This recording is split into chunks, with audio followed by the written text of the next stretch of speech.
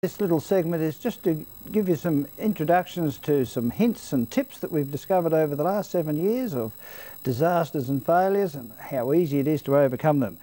Possibly the first one, if you plan to stain and you've first got your shutters with the dots on, when you remove the dot it is in fact necessary to sand that vigorously to ensure there's no residue, because you won't notice that until you stain it, and then you'll wonder why you've got big dots on your shutters.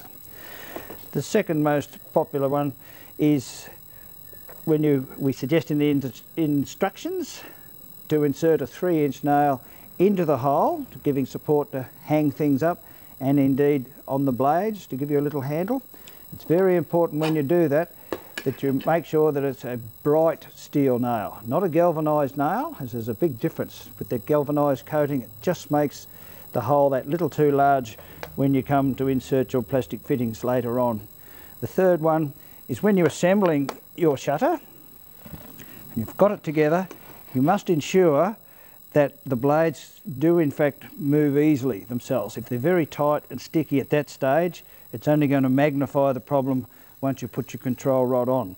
Also, once you've got them together and screwed in, it's quite important at that stage to just walk along with a stick and just tap down the sides, because at this stage they could still be slightly buckled, making it very hard to operate.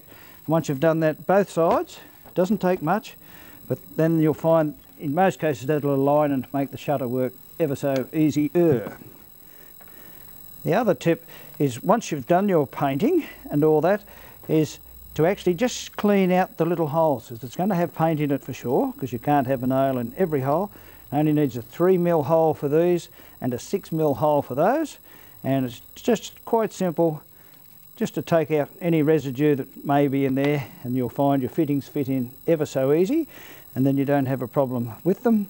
Same with the bigger one, a 6mm. If you're doing lots and lots of shutters, it may pay to invest in a little battery drill and indeed a magnetic tip, which makes it easier, because that will in fact magnetise the screws and saves a lot of dropping on the ground. The other one that people don't seem to get when they read our instructions is the necessity to put tape around the edge, A, to maintain your number, but B, when it's finished you are left with that raw timber edge, which is your glue line, and the fact that it doesn't have several coats of paint means it will easily fit back into the hole. The most common mistake people make when assembling the shutters is not referring to the instructions to item number 18, which gives you a little diagram showing you which way the actual components go. The top and middle all have these little rebates in them, which is looking at you, and then the bottom is the exact opposite direction, not the same way as that at all. Another common misconception when you get your shutters is that people instantly notice that the control rod doesn't fit into the rebate, which is good because it's not supposed to. The control rod actually covers that over so it looks neat, and its whole purpose is just to take the little knuckle when it goes in there. So don't be disturbed if it doesn't fit.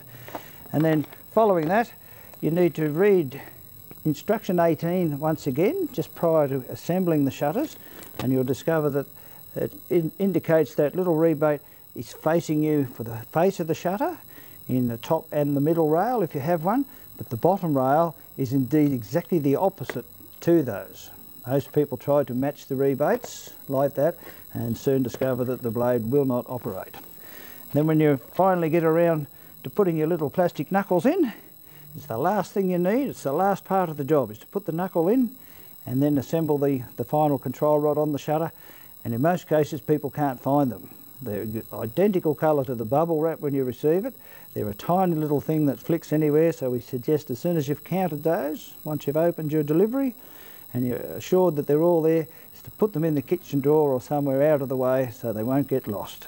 Another little thing we have trouble with from time to time is people paint the knuckle after it's put together, and you'll find that the paint will build up on this little flange and you'll have trouble with it coming off. If you're going to make a board to make painting of the blades easier, just ensure that you have the nails at 100mm centres apart from each other, so when the blades are wet they can dry without touching each other. A little bit slow then, we'll do it again. Go. When making a board to put your blades on, just ensure that the centres are 100mm apart, so when they're drying they cannot touch each other. Just another little small tip, when screwing on your hinges, ensure that the screw goes in square to the hinge and not on an angle. It's essential to make the shutter close properly to have that screw flush with the hinge, and naturally if it's on an angle like that, you could imagine that you'd have trouble shutting your shutter. If you need any further instructions, don't hesitate to ring us, or indeed if you have a better suggestion that you may think will aid future DIY people, we would love to hear from you.